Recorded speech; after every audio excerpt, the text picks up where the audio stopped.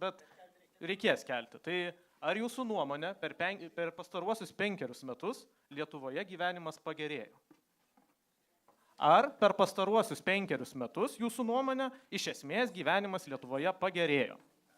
Tai pakelkit pirmiausia visi tenai, dar pakelkit jo žiūrovam ir tada pakelkit man, parodykit. Gerai, tai pradėkim gal pono Luščiko ir tada va taip keliausim. Visiems duosim po minutę. Taip. Jūs sakėt, kad ne.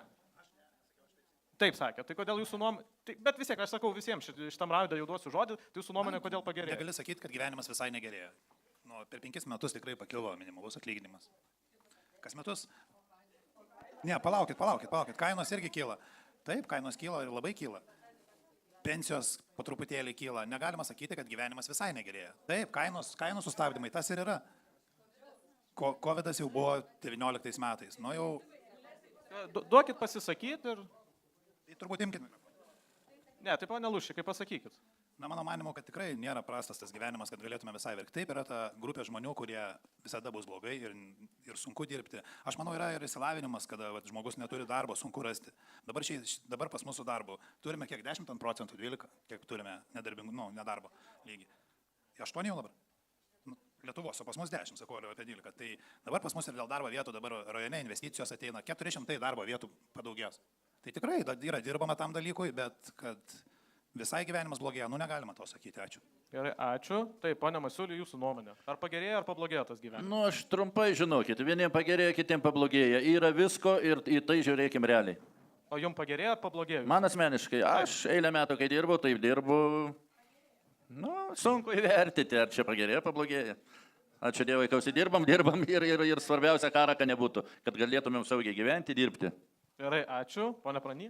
Aš tai iš principo manau, kad valstybės gerovė, sakykime, jinai keičiasi kiekvienais metais ir gyvenimas gerėja. Jeigu dar būtų valstybės mažiau kiekvieno žmogaus gyvenime, tai aš įsivaizduoju, kad mes gyventumėm dar geriau. Taip, ponė Slesaraitytė, jūsų nuomonė? Aš ir Lietuvos liaudės partija kartu su Eduardo Vaitkaus sąrašu girdime žmonių atgarsius į pasakymą pagerėjo ar nepagerėjo. Kai buvo pasakyta valdžioje esančio žmogaus taip pagerėjo, jūs girdėjote, kokia buvo replika. Kas pagerėjo? Nieko gero, galite pakartoti, kad girdėtų televizijoje klausyti. Nieko gero. Pandemija, karas, kainų kilimas, kur yra žmogui, eiliniam žmogui kalbama pagerėjimas. Valdžiai taip, pagerėjo, pritariu ir stipriai. Bet žmogui ar pagerėjo? Tai aš klausiu. Gerai, ačiū. Pone Čepononi, jūsų nuomonė? Taigi vėl, kaip visada, visokių nuomonių kiekvienas turi.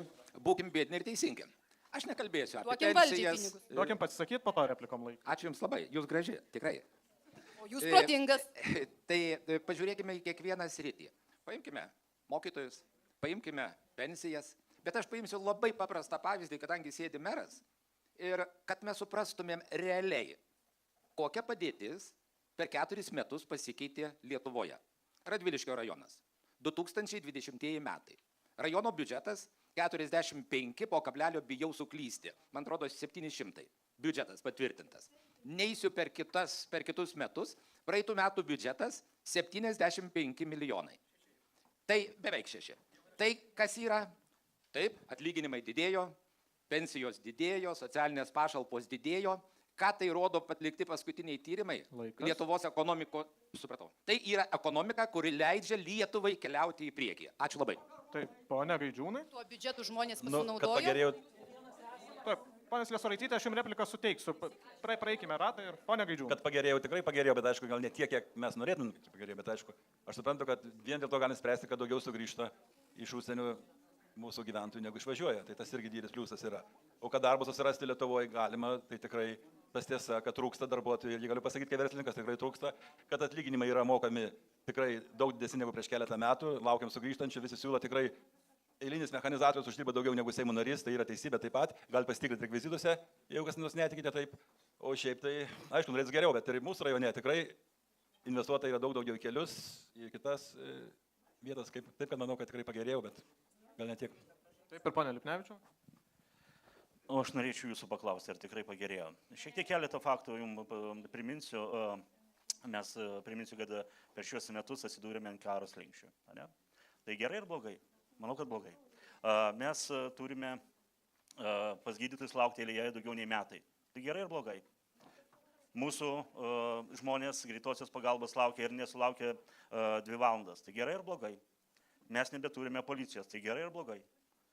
Ir aš galėčiau aibę čia vardyti, aš jau nebekalbu apie kelių būklę, tiltų ir ką jau esu minėjęs, kad griūna ir panašiai. Mes turime ir toliau didelį ekonominių emigraciją, tai yra visi važiuoja mūsų radviliškiečiai, Radviliškių krašto žmonės dar į užsienį užsidirbti. Ir daugelis tų kitų dalykų, ir pats svarbiausias, tai yra, aš dar ką noriu atkreipti jūsų dėmesį, rodo visą apamaišę situaciją, tai yra gimstamumas. Mes turim rekordinį žemumas pačioj geriausiai Lietuvoje. Laikas. Tai va. Taip, ponė Ieva, ar nori dar replikuoti ar ne? Jau? Taip, salėje gal galėtumėte jūs, kadangi moderatorius, salėje esančių žmonių pakelti rankas, kas galvoja, kad pagerėjo gyvenimas, o kas galvoja, kad iš tų žmonių, kas galvoja, kad pagerėjo gyvenimas Lietuvoje? Nu, galit pakelti.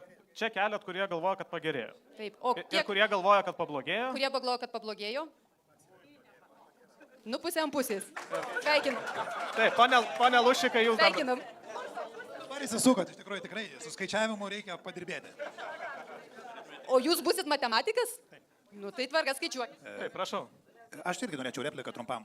Taip, yra problemų daug su reformom visom, yra su, kaip sakėm, ir maisto mokesčių mažinimu, taip pat su pensijų kėlimu, su vaikų pinigais. Tikrai yra daug reikalų, kurie sprendžiami, kurie turi kilti ir ne po kelis eurus, kaip dedate. Lenkai padarė prieš 4 metus 100 eurų kaimynai vaikui. Mes padarėm 50 ir per 4 dar iki 100 nedabridom. Taip, yra tų reikalų, nu, turime dirbti. Gyvenimas turi gerėti, bet kažkodėl stovim vietoj, tikėkime, keisis viskas. Ačiū. Taip, laikas, ačiū. Baigiame.